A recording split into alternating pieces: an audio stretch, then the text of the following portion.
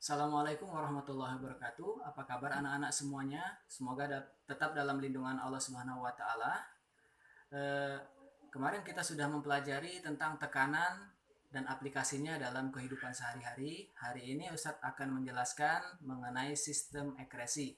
Kelas 1 kita sudah pernah belajar ciri-ciri makhluk hidup. Salah satunya makhluk hidup itu mempunyai ciri-ciri mengeluarkan zat sisa.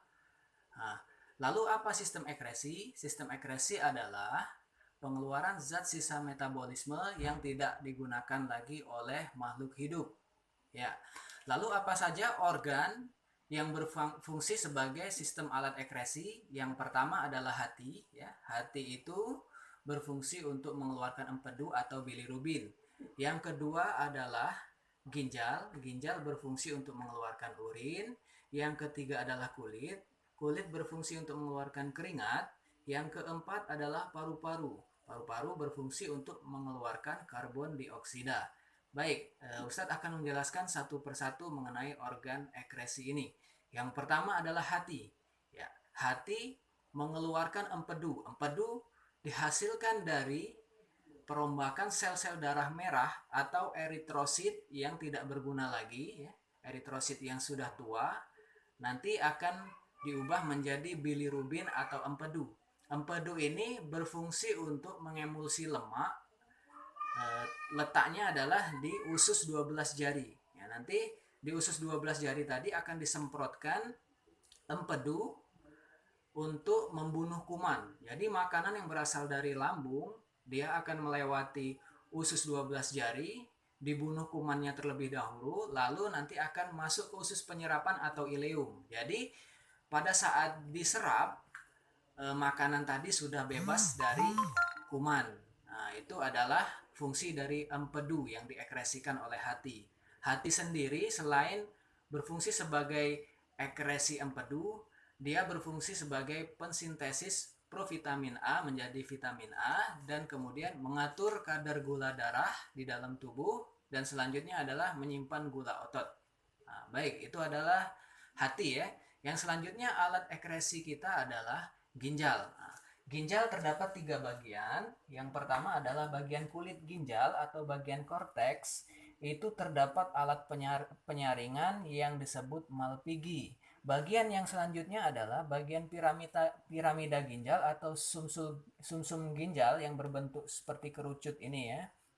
Bagian yang ketiga adalah rongga ginjal atau disebut pelvis. Nah, di dalam ginjal ini nanti terjadi proses pembentukan urin. Ya. Proses pembentukan urin itu diawali dari pembuluh nadi itu mengantarkan sari-sari makanan menuju ke alat penyaringan. Ya, di sini gambarnya diperkecil. Jadi pembuluh nadi memasukkan darah yang kaya akan nutrisi makanan. Nah, di sini ada berbentuk seperti cawan ini disebut simpai boman. Di dalamnya ada bulu Malpighi. Nah, jadi darah tadi akan disaring. Apa saja yang disaring?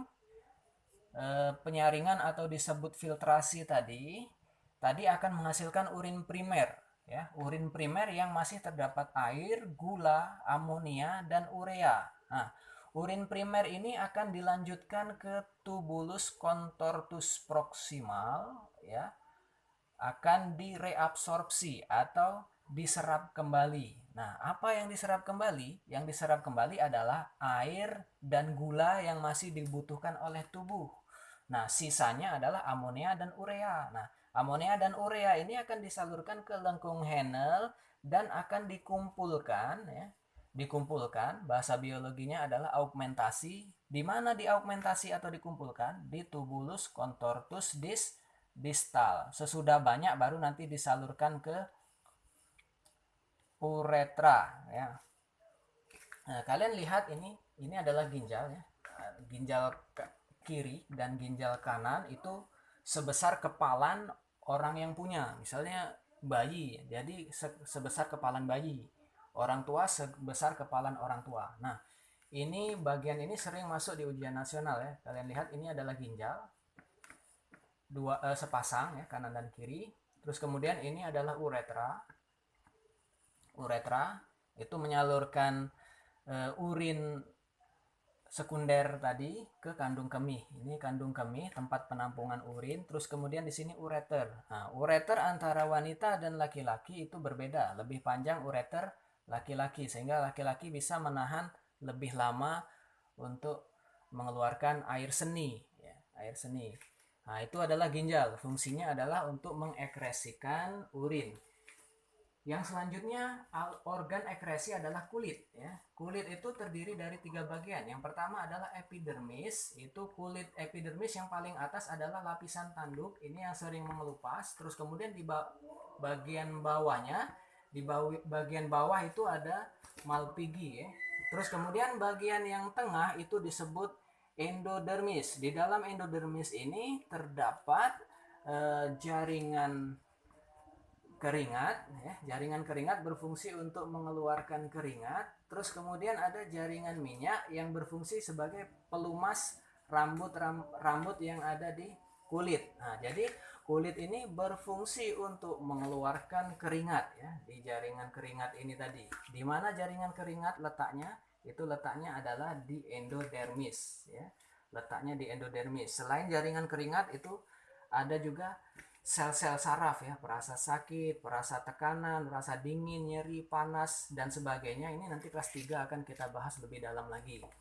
Nah, lapisan yang terakhir, yang paling bawah, itu terdapat lemak ya. Itu terdapat lapisan lemak. Nah, ini adalah kulit ya. Kulit fungsinya untuk mengekresikan keringat. Yang terakhir adalah paru-paru. Paru-paru berfungsi untuk mengekresikan karbon dioksida. Jadi oksigen yang masuk melalui rongga hidung ya, rongga hidung. Kemarin bab pernapasan kita sudah belajar bahwasanya oksigen disaring oleh bulu hidung dan kemudian udara disesuaikan oleh epitel bersilia ya. Bulu hidung itu disebut epitel bersilia, terus kemudian masuk ke dalam paru-paru dan terjadi pertukaran oksigen dan CO2 di alveolus. Nah, CO2 itu sendiri disebut dengan sisa-sisa metabolisme. Baik, itulah 4 organ ekresi yang harus kalian ketahui. Jadi, ekresi atau zat sisa itu sendiri merupakan sisa metabolisme yang terjadi di dalam tubuh makhluk hidup. Kelas 1 kalian sudah pernah belajar tentang sel. Jadi, pemasakan metabolisme itu kalau di dalam rumah tangga itu kita sebut sebagai dapur ya, penghasil energi itu terletak di mitokondria ya, terletak di mitokondria. Baik, sekian penjelasan tentang sistem ekresi. Saya akhiri. Assalamualaikum warahmatullahi wabarakatuh.